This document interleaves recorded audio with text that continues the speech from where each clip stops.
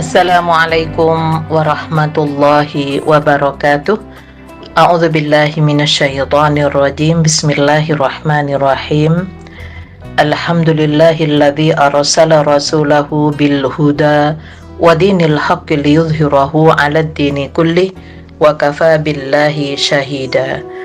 Asyhadu an la ilaha illallah wahdahu la syarikalah wa asyhadu anna Muhammadan abduhu wa rasuluhu la nabiyya ba'dah.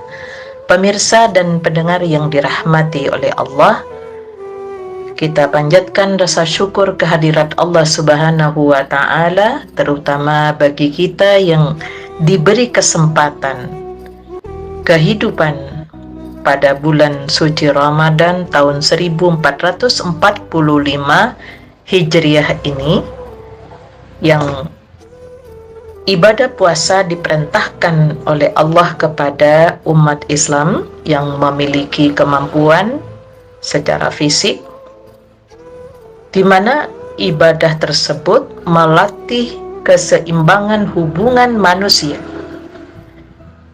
Kalau kita perhatikan pada rukun Islam yang pertama adalah dua kalimat syahadat. Dua kalimat syahadat itu dibuktikan dengan rukun Islam yang kedua, yaitu ibadah sholat yang diwajibkan 5 kali dalam satu hari untuk menjalin hubungan manusia dengan Tuhannya. Kemudian yang ketiga adalah ibadah zakat, bahwa sebagai bukti manusia telah menjalin hubungan dengan Tuhannya, maka hubungan tersebut diimplementasikan dalam menjalin hubungan dengan sesama manusia. Sehingga ibadah puasa pada bulan suci Ramadan itu lebih menekankan kepada keseimbangan hubungan manusia yang seringkali ada ketimpangan. Ada orang yang bagus hubungannya dengan Tuhannya, kewajiban melaksanakan ibadah dilakukan dengan penuh kehusukan, namun tidak diimbangi dengan menjalin hubungan dengan sesama manusia. Begitu sebaliknya, ada manusia yang begitu dermawan, menjalin hubungan dengan sesama manusia, suka memberikan pertolongan, namun mereka tidak mengindahkan perintah Allah, yaitu perintah 5 kali sehari harus menemui Allah lewat ibadah sholat. Nah, sehingga inti daripada puasa Ramadan itu adalah melatih keseimbangan hubungan manusia dengan Tuhannya dan hubungan manusia dengan diri dan sesama manusia. Sedangkan pada ibadah haji itu mendidik keseimbangan manusia dengan Tuhannya, manusia dengan diri dan sesama manusia, yang ketiga manusia dengan alam sekitar. Untuk itulah maka pemirsa yang dirahmati oleh Allah, kajian kita di bulan Ramadan ini fokus kepada tarbiyatul iradah. Bagaimana kita mendidik keinginan, kemauan, cita-cita agar manusia menjadi manusia yang bermartabat sesuai dengan harapan Allah sebagai Sang Khalik.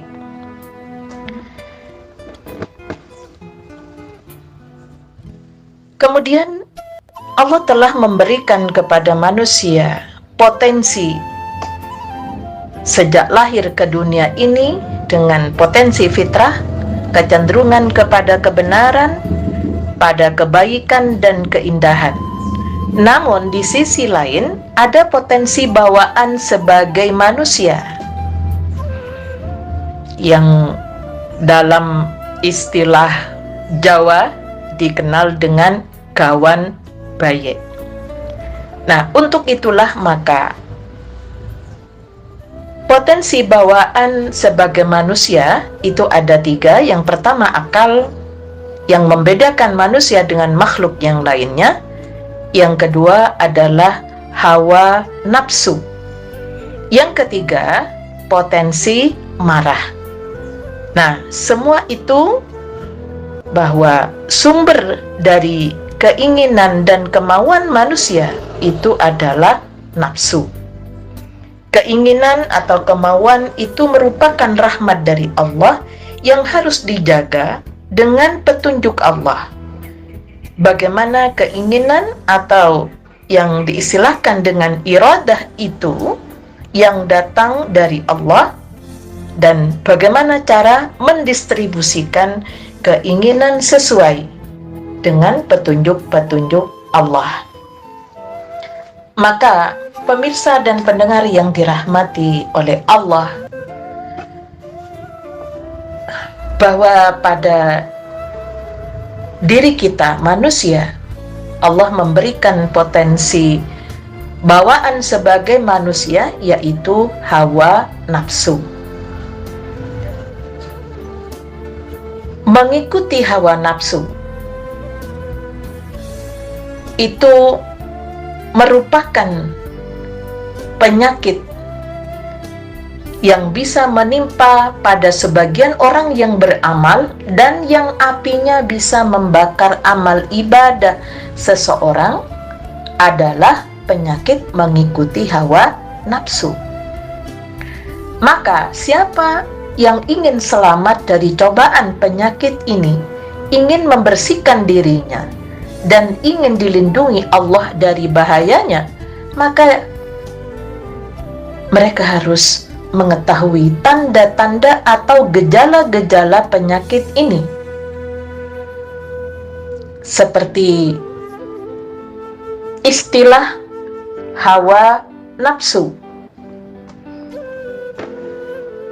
mempunyai beberapa arti. Hawa adalah keinginan, sedangkan nafsu adalah diri. Jadi hawa nafsu itu keinginan diri. Nah, hal ini mempunyai beberapa makna. Yang pertama, kecenderungan jiwa kepada sesuatu yang disukai. Yang kedua, keinginan jiwa terhadap sesuatu yang dicintai. Yang ketiga, kecintaan manusia kepada sesuatu hingga sesuatu itu mengalahkan hatinya. Yang keempat, sangat mencintai sesuatu hingga mempengaruhi hatinya. Maka kalau kita perhatikan dari arti pertama dan kedua, menggambarkan tahap permulaan dari hawa, yakni kecondongan atau keinginan hati semata tanpa adanya rasa terpengaruh. Sedangkan yang ketiga menggambarkan tahap pertengahan, bahwa hawa yaitu kecintaan atau keterpengaruhan hati terhadap sesuatu. Namun hal ini masih bisa dihilangkan, bisa dilatih. Sedangkan arti yang keempat itu menjadi tahap akhir, yakni kerinduan atau hasrat yang menggebu-gebu, yang menguasai perasaan hati.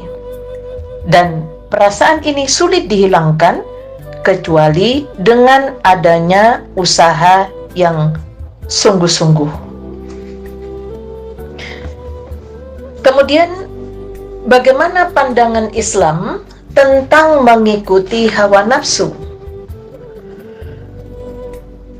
Yang perlu kita perhatikan bahwa tidak semua mengikuti hawa nafsu itu tercela dalam pandangan Islam. Ada sebagian yang tercela, itulah yang disebutkan dalam pengertian menurut istilah, yaitu mengikuti nafsu yang hawa nafsu yang tercela inilah yang dimaksudkan oleh Allah dalam firman-Nya yang pertama pada Quran surat An-Nisa ayat 135. Ya ayyuhalladzina amanu kunu qawwamina bil qisti syuhada'a lillahi walau ala anfusikum awil walidaini wal aqrabin iyakun ghaniyan aw faqiran fallahu awla bihima fala tattabi'ul hawa an ta'dilu wa in talwu aw tu'ridu fa innallaha kana bima ta'maluna khabira. Wahai orang-orang yang beriman, jadilah kamu penegak keadilan, menjadi saksi karena Allah walaupun terhadap dirimu sendiri atau terhadap ibu, bapak, dan kaum kerabatmu. Jika dia yang terdakwah kaya ataupun miskin, maka Allah lebih tahu kemaslahatan kebaikannya. Maka janganlah kamu mengikuti hawa nafsu karena ingin menyimpang dari kebenaran. Dan jika kamu memutarbalikkan kata-kata atau enggan menjadi saksi, maka ketahuilah Allah Maha Teliti terhadap segala apa yang kamu kerjakan. Jadi inilah yang termasuk tercela ketika manusia tidak mau melakukan tindakan dengan sikap adil karena mengikuti keinginan dirinya. Nah, dihadapkan pada persoalan keluarganya, persoalan teman dekatnya, sehingga Allah memberikan ancaman jika tidak memberikan kesaksian dalam kebenaran. Allah Maha Teliti terhadap apa yang dikerjakan oleh manusia itu. Kemudian yang kedua, pada Quran surat Shad ayat 26. Ya Dawudu inna ja'alnaka khalifatan fil ardi fahkum bainan nasi bil haqqi wa la tattabi'il hawa fayudillaka an sabilillah innal ladzina yudilluna an sabilillahi lahum adzabun syadidum bima nasu'u yaumal hisab. Allah berfirman, wahai Daud, sesungguhnya engkau kami jadikan khalifah penguasa di bumi. Maka berilah keputusan perkara di antara manusia dengan adil, dan janganlah engkau mengikuti hawa nafsu karena akan menyesatkan engkau dari jalan Allah. Sungguh orang-orang yang sesat dari jalan Allah akan mendapatkan azab yang berat karena mereka melupakan hari perhitungan. Ini merupakan pesan Allah kepada Nabi Daud ketika menjadi pemimpin. Allah membuat aturan-aturan jangan sampai tidak berlaku adil kepada siapapun. Pemirsa dan pendengar yang dirahmati oleh Allah, sedangkan mengikuti hawa nafsu yang berkaitan dengan beberapa hadis Rasulullah Sallallahu Alaihi Wasallam, dalam hadis riwayat Tirmidzi, orang yang kuat atau cerdas adalah orang yang bisa mengendalikan nafsunya dan yang beramal untuk kepentingan hidup setelah mati. Sedangkan orang yang lemah atau bodoh adalah orang yang mengikuti keinginan nafsunya dan hanya bisa mengharapkan kebaikan dari Allah Subhanahu wa Ta'ala. Untuk itulah maka banyak pesan-pesan Allah yang seringkali dilupakan oleh kita sebagai manusia. Pemirsa dan pendengar yang dirahmati oleh Allah, karena sumber segala keinginan dan kemauan manusia itu ada pada nafsu. Sedangkan pembagian yang kalau kita perhatikan di dalam Al-Quran, nafsu itu ada 3 tingkatan. Yang pertama, yang diharapkan di dalam Islam pada Quran surat Al-Fajr ayat 27-28, ya ayyatuhan nafsul mutmainnah irji'i ila rabbiki radiyatan mardiyah. Wahai nafsu yang tenang, kembalilah kepada Tuhanmu dengan gembira dan mengembirakan. Apabila nafsu itu telah menjadi tenang pada suatu hal dan bisa terhindar dari kegoncangan dan keraguan yang disebabkan oleh tantangan beraneka syahwat, maka nafsu yang demikian disebut nafsu mutmainnah yang harus dipelihara, yang harus dikembangkan lewat latihan-latihan di dalam ibadah yang ada pada rukun Islam, yaitu bagaimana kita mengarahkan keinginan itu kepada yang sifatnya mutmainnah. Kemudian yang kedua adalah nafsu lawwamah pada Quran surat Al-Qiyamah ayat 2. Wala uqsimu bin nafsil lawwamah. Allah bersumpah dengan jiwa yang amat tercela. Nah, inilah nafsu lawamah itu. Apabila ketenangan nafsu itu tidak dapat seksama dan sempurna, malahan selalu menentang dan melawan nafsu syahwat, nah itulah yang disebut dengan nafsu lawamah, yang selalu mencaci manusia yang punya nafsu yang tenang ketika ia teledor berbakti kepada Tuhannya. Sehingga nafsu lawamah ini harus dikendalikan oleh kita manusia yang diberi oleh Allah potensi akal. Sedangkan yang ketiga adalah nafsu ammarah bisu. Pada Quran surat Yusuf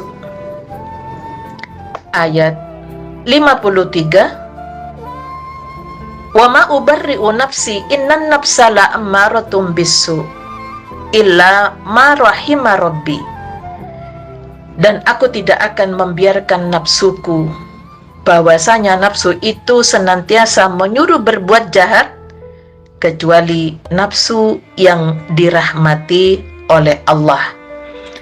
Maka nafsu ammarah bisu ini harus dimanage dengan baik, diarahkan bagaimana menjadi dari nafsu ammarah bisu yang cenderung melakukan kejahatan dialihkan kepada nafsu yang dirahmati oleh Allah, seperti keinginan menjadi orang yang soleh, keinginan menjadi orang yang memiliki ilmu dengan cara harus belajar, kemudian keinginan untuk menjadi orang yang dermawan.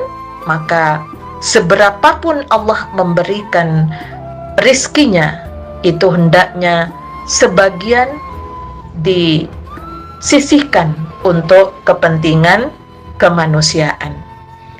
Pemirsa dan pendengar yang dirahmati oleh Allah, dampak buruknya dengan mengikuti hawa nafsu pada pribadi mengurangi ketaatan, hati menjadi keras dan sulit menerima kebenaran, menerima nasihat, sehingga disilahkan dengan seperti menerima ilmu itu juga sulit. Al ilmu nurun wa nurullah la yuhda bil asi. Ilmu adalah cahaya dan cahaya Allah tidak akan masuk kepada orang yang bermaksiat.